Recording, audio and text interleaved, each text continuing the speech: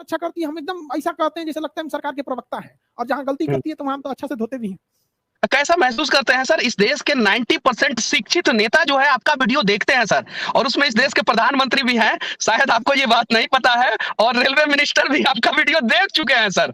और हाँ, हमको आप ही जैसे शिक्षकों के वीडियो की वजह से जो है ना, शायद इसमें सुधार भी होने वाला है। कैसा महसूस करते हैं सर आप? सर सरकार की आंखों में आंखें डाल के आप सरकार की अच्छी नीतियों को भी बहुत अच्छे ढंग से बताते हैं, लेकिन जब गलत नीति होता है तो सरकार की आंखों में आंखें डाल के सवाल करते हैं। ये हिम्मत और हौसला सर आपके अंदर आता कहां से है सर? सर बिहारी है लोग, कुछ तो है। और आप क्रीम पाउडर पोतिएगा फेयर एंड लवली वगैरह तो 18%, अब पढ़ने जाइएगा खान सर के पास तब वो 18%। मतलब समझ रहे हैं मेंटेलिटी कहां जा रही है? ये 93% जो कटअप गया है सर, 93%, इस कटअप को थोड़ा कम होना चाहिए था कि नहीं सर? अच्छा ये बताइए सर कि जो ये एनटीपीसी में 4-4 बार रिजल्ट दे दिया गया है एक ही बच्चे का, क्या ये एक सोची समझी साजिश है कि बच्चे फिर इसके लिए लड़ाई कर रहे, ट्विटर पे ट्रेंड कर रहे हैं, जैसा कि आप लोगों का भी वीडियो बहुत सारा वायरल हुआ है और जिसकी वजह से ट्विटर पे ट्रेंड भी हुआ है, और शायद सुनने में आ रहा है कि एनटीपीसी इसमें सुधार करेगा, तो इसकी क्या सच्चाई है सर? देखिए एनटीपीसी को इसको सुधारना ही चाहिए और उसको सुधारना जरूरी भी है। रही बात एनटीपीसी का कहना है कि शिक्षक लोग को समझ में नहीं आया, तो खुद एनटीपीसी सोचे कि जब शिक्षक को समझ में नहीं आया तो विद्यार्थी को क्या समझ में आएगा। अगर आप हिंदुस्तान के हमसे अगर कोई पूछे कि राष्ट्रपति का नॉर्मलाइजेशन जो होता है किस तरह से उसकी चुनाव प्रक्रिया में नॉर्मलाइजेशन किया जाता है तो हम बता सकते हैं, लेकिन अगर हमसे ये पूछे कि रेलवे एनटीपीसी ने किस तरह से नॉर्मलाइजेशन किया तो हमको छोड़िए, हिंदुस्तान में जितने शिक्षक है कोई नहीं बता पाएगा कि किस तरह से किया। तो आप सोच सकते हैं कितनी कठिन समस्या है। लेकिन नॉर्मलाइजेशन अपने हद तक सही है, लेकिन उसका प्रोसेस सबको पता होना चाहिए किस प्रोसेस से कर रहा है। दूसरा कि आरआरबी से कुछ भी पूछो तो कहता कि हमने नोटिफिकेशन में तो बोल दिया था ये होगा, कुछ भी पूछना चाहिए, हमने नोटिफिकेशन में पारा नंबर 7 पे बोला था। एक बच्चे से फॉर्म भराने के लिए इनका नोटिफिकेशन जानते हैं कितने पेज का था? 71 पेज का नोटिफिकेशन था। सोचिए 71 पेज का नोटिफिकेशन, लड़का बैठ के पढ़ेगा, उसके सामने एग्जाम फॉर्म जल्दी भरना होता है वरना कभी ट्रैफिक भर जाएगा, डेट खत्म हो जाएगा ये। और अगर एनटीपीसी को आरआरबी को ये कहना है कि नहीं हमने नोटिफिकेशन में ये कहा था, तो यही आरआरबी एनटीपीसी ने कहा था कि हम एग्जाम जून 2019 में ले लेंगे, तो कहां गया मतलब ये नोटिफिकेशन? ये 2022 आ रहा है, तो 2019 में बोल के 2021 में एग्जाम लिया गया, तो वहां नोटिफिकेशन नहीं आ रहा है। मुख्य समस्या यही है कि 20 गुना बोला गया है तो 20 गुना दे दिया जाए। हम आपको एक डाटा देते हैं, 3,80,000 लड़कों को फेल नहीं किया गया, बल्कि उनको सेकेंड फेज का एग्जाम देने से ही रोक दिया गया। ये 93% जो कटअप गया है सर, 93%, इस कटअप को थोड़ा कम होना चाहिए था कि नहीं सर? देखिए ये कट ऑफ बढ़ना पहले से फिक्स था। जिस हिसाब से रेलवे ने इस पर मतलब क्या किया, नहीं होता है तो कुछ कुछ नए नए चीजों को सीखना। अब आपको अपने से एक बात सोचिए कि एक सिंगल एग्जाम लिए हैं, उस एग्जाम में रेलवे ने कहा कि ग्रेजुएशन वाला भी लड़का भरे और इंटरमीडिएट वाला भी लड़का भरे। आप बताइए फायदा किसको होगा? जेन्युइन है ग्रेजुएशन वालों को होगा। पूछने पर कि ये क्वेश्चन जो सिंगल क्वेश्चन लिए हैं ये किसके लेवल का था, ग्रेजुएशन लेवल का था कि इंटर लेवल का था? तो उनका कहना है कि इंटर लेवल का। अगर इंटर लेवल का है तो ग्रेजुएशन वाले को वैसे ही फायदा, और अगर ग्रेजुएशन लेवल का है तो इंटर वाला देगा कैसे? इसलिए जो कट ऑफ गया 93 वो केवल इंटरमीडिएट वाले लड़कों का गया है, ग्रेजुएशन वालों का नहीं गया है। उन लोगों का 80 के राउंड फिगर में है, अलग अलग बोर्ड पे थोड़ा बहुत 2-4 नंबर आगे पीछे वेरी करता है। उनका 76, किसी का 78 इस टाइप का है। जो इंटर वाले हैं उनका कट ऑफ हाई गया है। तो क्यों कट ऑफ हाई गया है? क्योंकि ग्रेजुएशन वाले को वो सीट तो दिया ही गया है जिसके लिए वो एलिजिबल है। साथ में रेलवे का कहना है कि ये ग्रेजुएशन किया इसलिए इंटर वाले सीट पे तो ये बैठेगा ही बैठेगा। तो भाई आप दो अलग अलग एग्जाम ले लीजिए, तब ना हो सकता है उसको कि कोई आईएएस का एग्जाम पास किया, प्री पास किया, तो आप क्या मान लेंगे कि वो पीसीएस का भी पास कर सकता है? आपका मैंने वीडियो देखा सर, और आपका वीडियो देखने के बाद मैं रेल मंत्रालय के पास गया था, रेल भवन के पास, और वहां से वीडियो बनाया सर। आप उसमें बहुत गुस्से में लग रहे थे और बोल रहे थे सर कि अगर बच्चे नहीं उतरेंगे तो हम उतार देंगे, और दिल्ली का उतना क्षेत्रफल नहीं है जितने इस देश में युवा हैं। युवाओं के प्रति इतना प्रेम आपके दिल में कैसे आता है सर?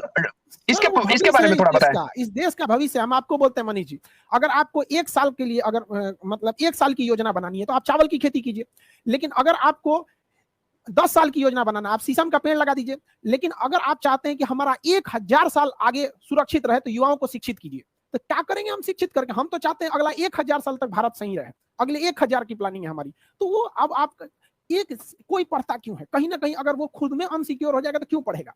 लोग कहते हैं कि सब नौकरी थोड़ी करेगा, बिजनेस भी करो। अच्छा तो ट्रेनवा कौन चलाएगा? बिजनेसमैन। स्टेशन मास्टर कौन बनेगा? बिजनेसमैन। बताइए दरोगा कौन बनेगा? बिजनेसमैन। सर आपके पीछे जो है डिस्प्ले पे कलाम साहब एक स्माइल फेस के साथ हैं और एक कहावत है कि मैंने देखा अल्लाह राम एक थे अटल एक थे कलाम। लेकिन अब उसमें कुछ चीजें जुड़ रहा है, मैंने देखा अल्लाह राम एक थे अटल एक थे कलाम और एक खान सर हैं थे नहीं हैं। और आपके अंदर लोग जो है अल्लाह और राम दोनों का मतलब कि सूरत देख रहे हैं। एक सवाल मैं पूछना चाहता हूं सर, बहुत इंपॉर्टेंट सवाल है। बहुत रिस्पेक्ट के नजर से जो है ना देश के लोग देखते हैं, क्योंकि मैं केरल में गया था तो वहां पे जब मैंने बोला कि मैं बिहार से आया हूं तो वहां का एक ऑटो ड्राइवर बोला कि वही जो खान सर। तो हाँ, मैं बोला हाँ, तो उसने बोला क्या कि मेरा बच्चा खान सर का मतलब कि वीडियो देखता है और उनसे पढ़ता है। तो मुझे बहुत अच्छा लगा सर। सर एक चीज बताइए सर, देश की बेरोजगारी किस प्रकार से दूर की जा सकती है, इसके बारे में कुछ बताइए सर। देखिए सर, बेरोजगारी का लड़कों का जो शिक्षा का स्टैंडर्ड है ना, स्टैंडर्ड एक उसको वो स्टैंडर्ड की पढ़ाई नहीं पढ़ पा रहा है, वो ग्रेजुएशन में जा रहा है। एक हर टीचर से पूछिए कि तुम प्राइवेट टीचर बनना चाहते हो कि सरकारी, तो कहेगा हम सरकारी टीचर बनना चाहते हैं, लेकिन अपने बच्चे को प्राइवेट स्कूल में पढ़ाना चाहता है, क्योंकि वही सरकारी स्कूल वाला अपने बच्चे को बर्बाद किया है। एक अच्छी शिक्षा दीजिए, आप उसको कुछ मत दीजिए, आप उसको रोटी कपड़ा मकान मत दीजिए, उसे एक बेहतर शिक्षा दीजिए। देखिए रोटी कपड़ा मकान छीन लेगा, वो छीन लेगा वो। तो हम लोग उसको छीनना सिखाते हैं। कभी अधिकार मांगने से नहीं मिला है, छीनना पड़ता है। आजादी हमें कटोरे में सजा के नहीं मिली थी, छीनना पड़ा था। शिक्षित लोग थे उस वक्त, जो उस समय की पढ़ाई थी लोगों ने उसे पढ़ा था। लेकिन जो अभी की पढ़ाई है, टेक्निकल चीज हर चीज है, तो हम जब तक शिक्षित नहीं कीजिएगा कुछ नहीं होगा। शिक्षा के स्टैंडर्ड को बढ़ाना पड़ेगा। आप देखेंगे, हमको बड़ा खुशी होती है इस बात को देख के कि छोटा छोटा लड़का जिन्हें हम तो बहुत मतलब आफ्टर ग्रेजुएशन वालों को ही हम पढ़ाते हैं, मतलब एटलीस्ट इंटर पढ़ा होना चाहिए, उसके नीचे वाले को हम लोग क्या पढ़ाएंगे। तो वो छोटे बच्चों को भी ना इंटरेस्ट आता है पढ़ने से। तो मेरा कहना है कि जो लॉर्ड मैकाले जो जहर बो के गया है, शिक्षा को बोझ बना के गया है, हमारा मकसद है कि उस बोझ को उतार देना और लड़कों के प्रति, शिक्षा के प्रति प्रेम कर देना। जिस तरह प्यार में लोग पागल हो जाते हैं ना, फिर ना माँ बाप का सुनेगा ना समाज का सुनेगा, उस तरह प्यार हो जाए शिक्षा से, फिर वो किसी का नहीं सुनेगा। ले लेगा सर वो रोजगार तो बहुत, मतलब इधर जैसे बस शिक्षा सुधारिए, वो लड़के ले लेगा। सर एक और मैं सवाल पूछने जा रहा हूं सर आपसे। ये जो सरकारी वैकेंसियां हैं वो धीरे धीरे कम की जा रही है और कुछ जगहों पे खत्म की जा रही है। जैसे बैंकिंग का था, उसमें सीटें बहुत कम कर दी गई और बहुत सारे बैंकों को बेच दिया गया। रेलवे में बहुत सारे टीटी जो है वो प्राइवेट हो गए हैं, गार्ड प्राइवेट हो गए हैं, स्टेशन पे टिकट काउंटर पे टिकट काटने वाले लोग प्राइवेट हो गए हैं, सफाई कर्मी प्राइवेट है। और भी बहुत सारे सेक्टर में आर्मी का भी जो वैकेंसी है वो समय पे नहीं निकाला जा रहा है, दौड़ होने के बाद भी वो समय पे वैकेंसी क्लियर नहीं किया जा रहा है। इन सब चीजों को कैसे समय पे किया जाए और क्या ये सरकार की सोची समझी साजिश है कि युवाओं का भविष्य बर्बाद किया जाए, इस पे आपका क्या राय है सर?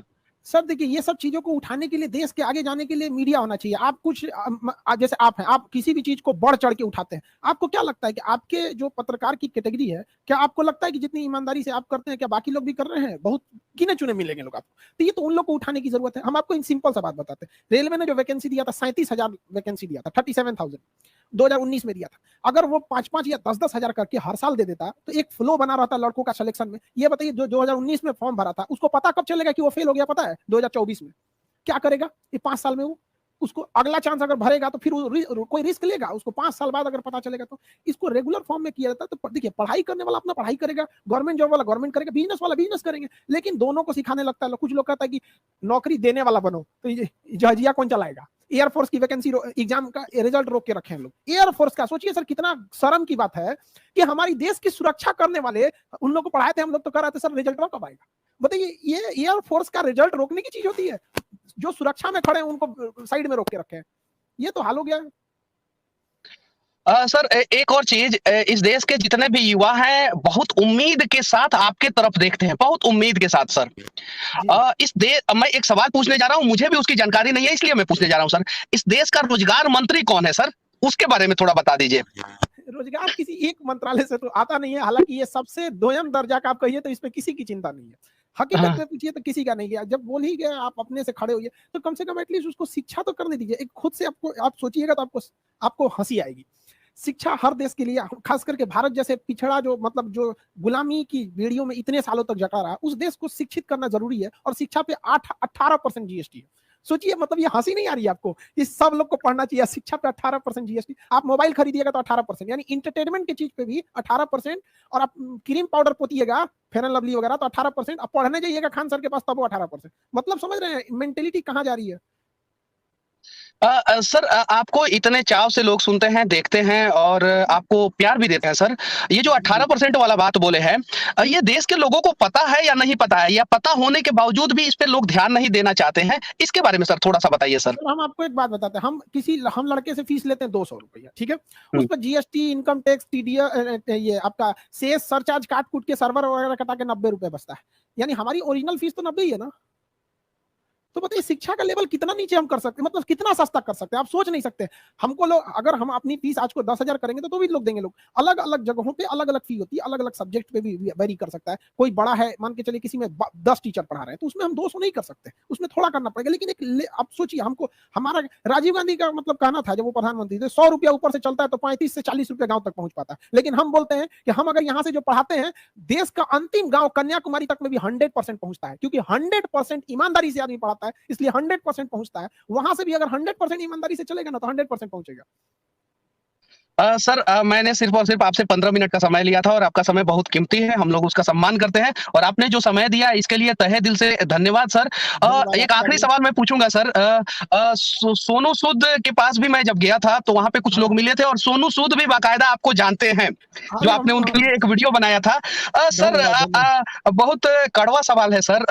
सरकार की आँखों में आँखें डाल के आप सरकार की अच्छी नीतियों को भी बहुत अच्छे ढंग से बताते हैं, लेकिन जब गलत नीति होता है तो सरकार की आँखों में आँखें डाल के सवाल करते हैं। ये हिम्मत और हौसला सर आपके अंदर आता कहाँ से है सर?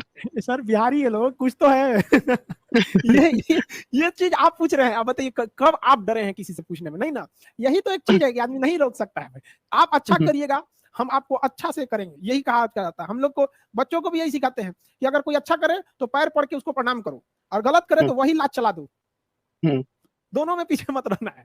तो ये चीज होनी चाहिए, किसी से नहीं। जो गलत है गलत है। अभी प्रधानमंत्री की सुरक्षा में जो चूक हुआ था, हमने 7-8 पॉइंट बताया था जिसमें एसपीजी ने गलती किया था। और जहां भी आप मैंने हमको देखा था वीडियो। देखिएगा, हाँ, तो हमने जहां सरकार अच्छा करती है हम एकदम ऐसा कहते हैं जैसे लगता है हम सरकार के प्रवक्ता हैं, और जहां गलती करती है तो हम तो अच्छा से धोते भी हैं।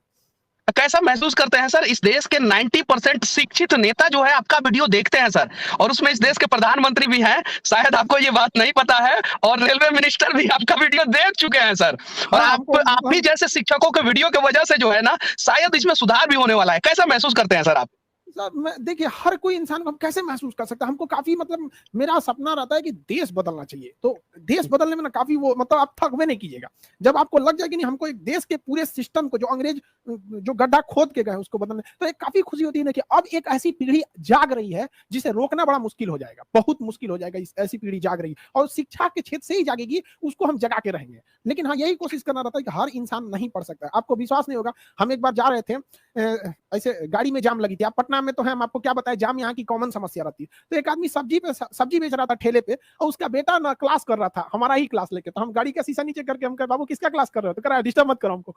फिर ध्यान से देखा तो कह रहा है प्रणाम सर। तो सोचिए सर, ठेला वाला का लड़का कहाँ से बड़ी बड़ी फीस दे के पढ़ सकता है? तो हम भी यही कहते हैं, हमारा मुख्य उद्देश्य ये रहता है कि कम से कम फी में बेहतर से बेहतर शिक्षा गाँव के, कन्याकुमारी के आखिरी गाँव तक पहुंचना चाहिए। मैं केरल के तिरुवनंतपुरम में था, तो आपके बारे में ऑटो ड्राइवर ने बताया था मुझे। बहुत अच्छा लगा सर कि आपने अपना कीमती समय दिया, इसके लिए आपको तहे दिल से धन्यवाद। आखिरी में सिर्फ और सिर्फ एक मैसेज इस देश के युवाओं को दीजिए, जिससे वो इस देश में क्रांति लाएं और पॉजिटिव क्रांति लाएं, ताकि अपना देश जो है ना, वो महाशक्ति बन सके, विश्वगुरु बन सके। एक मैसेज सर युवाओं के लिए। देखिए कि हर युवाओं को क्या कहा जाए, तलवारों के साए में इतिहास हमारा बनता है, जिस ओर जवानी चलती है उस ओर जमाना चलता है। युवाओं को भी कहते हैं कि डिस्ट्रैक्शन से बचिए, निरंतरता से पढ़ते रहिए। पढ़ाई ही एक ऐसा चीज है जो आपको अभी भी आपके हाथ में, आपका फ्यूचर का हथियार है। अगर आपके पास शिक्षा आया तो हर चीज को आप लड़ के ले सकते हैं, और पढ़ाई के प्रति अगर आप पीछे हटेंगे तो आपको कोई साथ नहीं देगा। रही बात आप लोग की समस्याओं में, तो हम अपने आखिरी सांस तक डटे रहेंगे, आप लोग के साथ खड़े रहेंगे, युवाओं के साथ। और मनीष जी, आपको भी बहुत, आपका भी धन्यवाद जो आप ऐसे चीजों को उठाते हैं। आपको भी बहुत सारी शुभकामनाएं। कभी हम लोग को भी इस तरह मुद्दों को, आपने स्टूडेंट्स की बातों को समझे जो यहाँ तक उठाए, आपका भी बहुत बहुत धन्यवाद। भविष्य के आप कलाम हैं इस देश के, जैसे आधुनिक भारत के निर्माता कलाम थे। मिसाइल के द्वारा उन्होंने आधुनिक भारत का निर्माण किया था, वैसे ही डिजिटल युग में जो है आधुनिक भारत का निर्माण जो है आप कर रहे हैं एजुकेशन के सेक्टर से।